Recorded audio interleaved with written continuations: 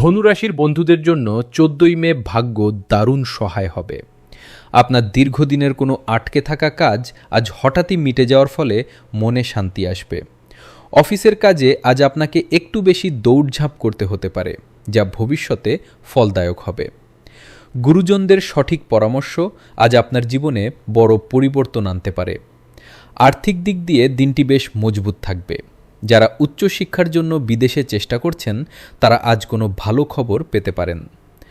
পারিবারিক সম্পর্কে আজ মধুরতা বজায় থাকবে এবং সবার সাথে সুসম্পর্ক থাকবে।